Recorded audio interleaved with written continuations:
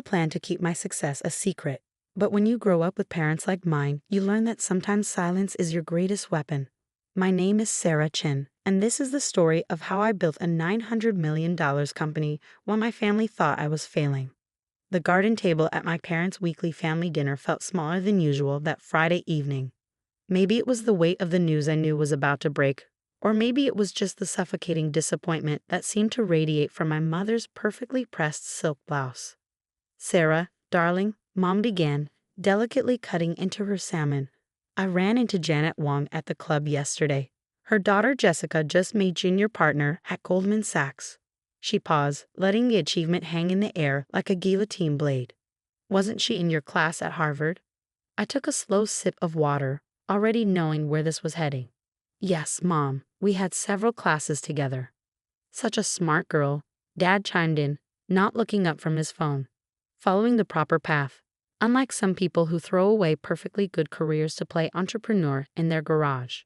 3 years ago, their words would have cut deep, but tonight, they barely touched me." I checked my watch, 7:45 p.m. 15 minutes until the Wall Street Journal article went live. "Speaking of my garage startup," I said, pulling out one of my business cards and sliding it across the table. "I brought you a new card. We rebranded last month." Dad picked it up between his thumb and forefinger like it might be contaminated. "Chin Innovations," he read with a smirk. "Very original, Sarah. What happened to that cute little name you had before? Something about butterflies?" "Chrysalis Tech," I corrected him. "We outgrew it." Mom put down her fork, concern etched across her perfectly maintained features. "Sweetheart, I think it's time we had a serious discussion about your future. You're 32 now. All your cousins are established in their careers, starting families. I have a career, Mom. Playing with computers in your garage is not a career." Dad's voice rose as he slapped my business card down. "We didn't spend a fortune on your education so you could waste your life on this hobby." I felt a familiar tightness in my chest, the same one I felt 3 years ago when I quit my prestigious consulting job to start my company. Back then, their disapproval had nearly crushed me. Now it just served as fuel. "Do you even make any money?" Mom pressed. "When was the last time you took a real vacation or bought new clothes? That blouse you're wearing, I swear I saw it at last year's Christmas dinner." I touched the simple blue silk blouse, one of my favorites, actually, and smiled. "I do all right, Ma." "All right," Dad scoffed. "Your brother James just closed a $50 million deal at his firm. That's doing all right. You're playing pretend CEO with a bunch of computer nerds." 7:55 p.m. 5 minutes to go. The thing about my parents is that they've always measured success in very specific ways. Prestigious job titles, designer labels, luxury cars, and country club memberships. When I graduated from Harvard Business School, they had my life planned out perfectly. Join a top consulting firm, check. Climb the corporate ladder, started. Marry a suitable man from our social circle, pending, and live the life they'd worked so hard to provide. Instead, I discovered something they couldn't understand, a vision. It happened during a routine consulting project. I was helping a major bank upgrade their cybersecurity systems when I noticed a fundamental flaw in how financial institutions handled digital transactions. There was a gap, small but significant, that no one else seemed to see, a way to make digital banking not just secure, but virtually unhackable. The idea consumed me. I spent months researching, developing, testing. When I finally understood what I had, I tried to explain it to my firm's partners. They patted me on the head, metaphorically, and told me to focus on my assigned projects. So I quit. The day I told my parents I was leaving my six-figure consulting job to start a cybersecurity company, you'd have thought I'd announced I was joining a cult. Mom cried. Dad yelled. My brother James, the golden child, tried to have me committed for a mental health evaluation. "At least tell me you're still meeting with that nice Richard Wong," Mom said now, bringing me back to the present. "His investment firm is doing very well, and he comes from such a good family." I checked my phone. 7:59 p.m. Actually, Mom, Richard's firm tried to invest in my company last year. Really? Dad's head snapped up. What happened? I turned them down. Their valuation was too low. Mom threw up her hands. Of course you did. Heaven forbid you take advice from successful people who know what they're doing. 8 o'clock p.m. Right on cue, 3 phones chimed simultaneously, mine, Dad's, and James's, who had been uncharacteristically quiet all evening. Breaking news alerts from the Wall Street Journal. What the Dad's voice trailed off as he read the headline. His face, normally tanned from weekend golf sessions, went pale. Mom looked between us. Robert, what is it? James let out a low whistle as he read his phone. Holy shit, Sarah. With trembling fingers, Dad read the headline aloud. Tech startup Chen Innovations reveals revolutionary banking security protocol. Major banks bid war drives valuation to $900 million. The silence that followed was the sweetest sound I'd ever heard. You see, while my parents thought I was failing, playing entrepreneur in my garage, I've been building something revolutionary. Those computer nerds they dismissed, world-class engineers and cryptographers who believed in my vision. That garage, a secure development facility with more computing power than most universities. And today, after 3 years of work, dozens of patents, and successful pilot programs with 3 major banks, we were finally going public with what we built. 900 million? Mom stammered, reaching for Dad's phone. There must be some mistake. No mistake, I said quietly, taking another sip of water. The valuation is actually low. We turned down a $1 billion offer from Goldman last week. They wanted too much control. Dad's hand shook as he poured himself more wine, spilling some on the pristine tablecloth. Mom didn't even notice, too busy scrolling through the article, her eyes growing wider with each paragraph. The article doesn't even tell the whole story. I continued, warming to my subject. Would you like to know how many banks are currently bidding for our technology? Or how many government agencies have requested meetings? Or maybe you'd be interested in knowing that Richard Wong's firm is now offering 20 times what they offered last year. James let out another whistle. Sis, why didn't you tell me? I could have helped with the legal side. The same way you helped by suggesting I needed psychiatric help when I started the company? He had the grace to look ashamed. Mom finally found her voice. But your clothes, your car, you live in that tiny apartment. I smiled, thinking about the real estate agent who was quietly finding me a new home. Did it ever occur to you that I might have different priorities than designer labels and luxury cars? That success isn't always visible on the surface. All this time, Dad muttered, still staring at his phone. All those dinners where you mocked my choices, belittled my dreams, treated me like a failure. I kept my voice calm, but I could feel years of frustration bubbling up. Yes, Dad, all this time. The garden fell silent again, broken only by the gentle splash of the fountain Mom had imported from Italy. In that moment, I saw my parents clearly, perhaps for the first time. They weren't the all-knowing arbiters of success I'd once thought them to be. They were just people trapped in their own narrow view of what achievement should look like. My phone buzzed again. Another news alert, another article about Chen Innovations. Soon the calls would start. Investors, journalists, potential clients. Our quiet phase was over, and everything was about to change. I stood up, smoothing down my old silk blouse. I should go. It's going to be a busy few days. Sarah, wait, Mom called out as I reached for my bag. We should celebrate. I'll call the club, arrange a party. Actually, I'm hosting a company celebration next week. Nothing fancy, just a dinner for my team. The brilliant computer nerds who helped build this company. You're welcome to come if you'd like to meet them. I walked to my car, my practical 3-year-old Toyota, leaving them at the table, still shell-shocked. As I drove away, I caught a glimpse of them in my rearview mirror. Dad still staring at his phone, Mom dabbing at her eyes with her napkin, James shaking his head in disbelief. Part 2. The Truth Behind Success. The next morning, my office was barely recognizable. Gone was the peaceful space where I'd built my company.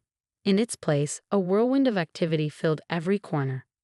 PR teams huddled around conference tables, investors waited in the lobby, and my phone hadn't stopped ringing since dawn. Sarah, Goldman's on line 3, my assistant Rachel called out as I navigated through the chaos. And your mother's called 6 times. I paused. Of course she had.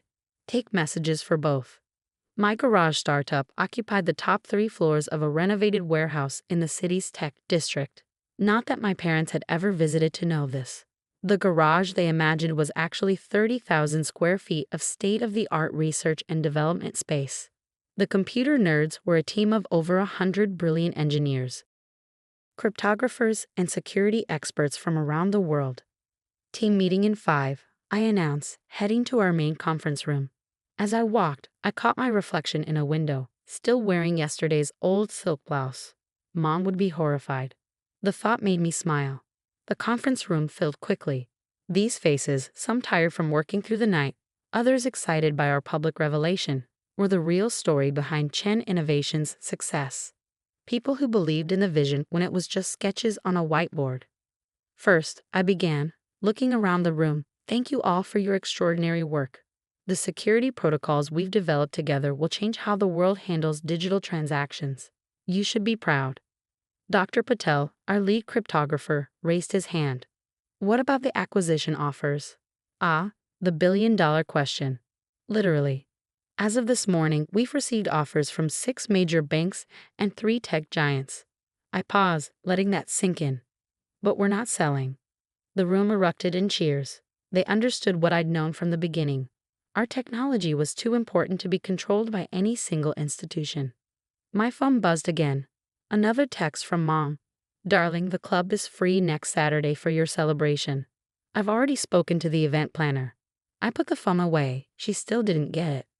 Later that afternoon, as I finally caught a moment alone in my office, my mind wandered back to how this all started. Not the moment I discovered the security flaw. That was just the spark. The real beginning was a conversation I had with my grandmother before she passed away. I was still at my consulting job, miserable but too afraid to leave. Grandma Chen, unlike her son, my father, had built something from nothing. She'd arrived in America with $10 and a dream, eventually building a successful import-export business. Sarah, she'd said, holding my hand in her hospital room. There are 2 kinds of people in this world. Those who build their dreams and those who live in the dreams others built for them. Your father, he chose the second path. But you, my girl, you have the builder's spark in your eyes. She passed away 2 weeks later. I quit my job the next day. The early days were brutal. I emptied my savings, sold my designer wardrobe, much to Mom's horror, and moved into a tiny apartment to fund initial development. My first team members worked for equity because I couldn't afford salaries. We really did start in a garage, my landlord's, actually, which we rented for extra workspace. Dad's words from those days still echoed. You're throwing your life away on a fantasy. But we weren't. Every sleepless night, every failed test, every ramen dinner brought us closer to something revolutionary. Our security protocol didn't just patch the vulnerability I'd discovered, it completely reimagined how digital systems could protect themselves. A knock at my office door broke through my memories. James stood there, looking uncomfortable in his $1,000 suit. The receptionist almost didn't let me up, he said, attempting a joke. Quite a change from your garage. I gestured for him to sit. What brings you here, James? Mom's crying, Dad's drinking, and I? He trailed off, looking around my office. I owe you an apology. That mental health evaluation thing. I was wrong. Yes, you were. He fidgeted with his tie. Look, my firm would love to handle your legal work. With all these offers coming in. Stop. I held up my hand. That's not an apology. That's an attempt to profit from my success. His face reddened. Sarah, be reasonable. We're family. Funny, that didn't matter when you all thought I was failing. Another knock saved him from responding. Rachel poked her head in. Sorry to interrupt, but the team needs you. We're seeing some unusual patterns in the test deployment. I stood up. I have to go. Real work to do. Sarah, James called as I reached the door. How did you know? How did you know it would work when everyone said you were crazy? I thought about Grandma Chen, about those early days in the actual garage, about the moment our first prototype succeeded. I didn't know, I answered honestly. I just knew I had to try. That's the difference between builders and dreamers, to James. Builders don't need certainty. They just need courage. Leaving him in my office, I headed to the R&D floor where my team was gathered around a bank of monitors. This was my real family, the ones who believed, who built, who sacrificed. Dr. Patel waved me over. Look at this pattern in the neural network. It's evolving faster than our projections. As I lost myself in the technical discussion, my phone buzzed one last time. A text from Mom. Darling, please. Let us make this right. We're having a small dinner party tomorrow. Just a few close friends who'd love to hear about your success. I turned off the phone. They still didn't understand. This wasn't about them anymore. It never really was. That evening, as the office finally quieted, I stood at the window looking out over the city. 3 years ago, I'd walked away from everything my parents valued. Prestige, security, status. In their eyes, I'd chosen certain failure. But standing there, watching the sunset reflect off neighboring buildings, I realized something important. Success isn't just about proving others wrong. It's about proving yourself right. My practical Toyota still sat in the parking lot, now surrounded by news vans. The old silk blouse hung comfortably on my shoulders. Tomorrow, I face more investors, more journalists, more family drama. But tonight, in this moment, I was exactly where I needed to be. My phone lay silent on my desk, but I knew what was happening across town. Mom would be calling her friends, trying to spin this revelation into something that fit her worldview. Dad would be researching my company, finally reading the patents he dismissed as fantasy. James would be calculating how to benefit from his connection to me. Let them. Their actions said more about them than they ever did about me. Dr. Patel appeared at my door. Sarah, the team's ordering dinner. That little Vietnamese place you love. Want to join? I smiled, thinking about the celebration Mom was probably still planning at the country club. Absolutely.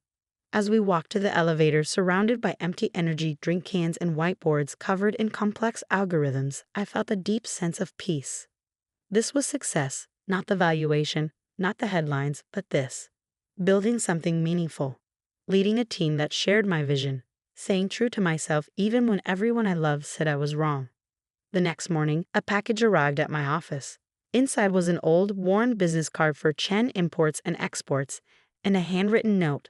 Found this in your grandmother's things. Thought you should have it. Dad. I pinned the card to my wall, right next to my joke of a business card that he'd mocked just days ago. Grandma Chen would have understood. She would have been proud not of the $900 million valuation, but of the courage it took to get here. My phone buzzed. Rachel this time. The Pentagon's on line 1. They want to discuss potential applications. I smiled, picking up the phone. Time to build something even bigger. Because that's what builders do. We don't wait for permission. We don't need validation. We see possibilities where others see problems, and we have the courage to chase them. As for my parents, maybe someday they'll understand that